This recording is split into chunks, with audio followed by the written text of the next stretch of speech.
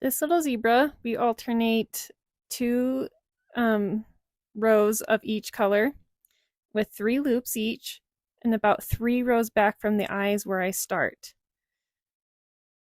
And when we look at this one, I did 3 rows of each color with 3 or 4 loops to make it more full looking. So that's definitely a preference. Whatever you wanted, I wanted this one just to be more fluffy. I'm going to take my hook and I'm going to go through the loops of the actual head and attach the yarn. And holding the tail, I am going to chain 6 times.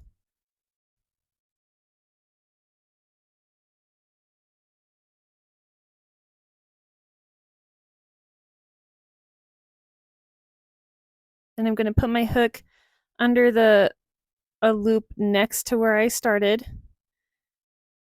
and I'm going to just slip stitch it in through there. Sometimes you got to hold this part down, and you can see I created a little loop.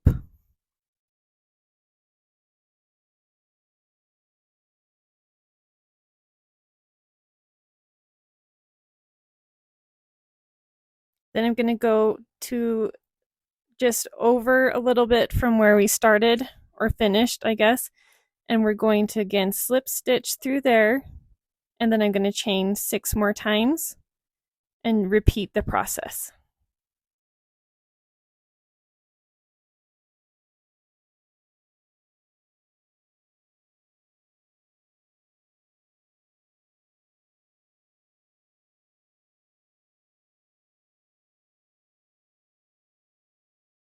Now when I've got to the end of the row, I'm just going to go down and do the same thing, and I'm just going to go back.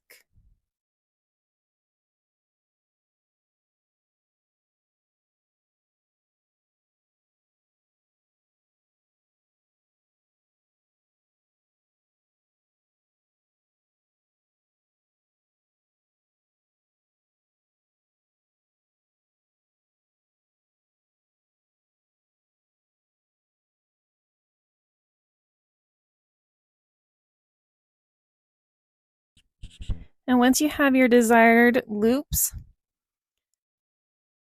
I'm just going to cut about 6 inches and fasten off by pulling it all the way through. And I'm right next to where I started, so I'm just going to tie this off. If it's not close, then I'll just take my needle and weave it over to where it began, and I'll tie a knot. Now I'm going to take my needle and just weave it through and get that end tucked inside. I like to save this part for the end so I can just get them all done at once.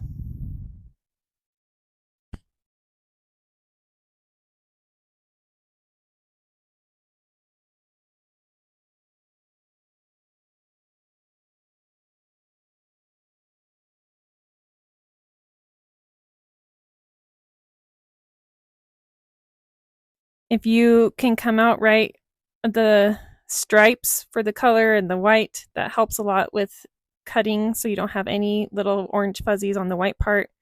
And I would just continue on and get all of those, and that's how you add your mane to your zebra.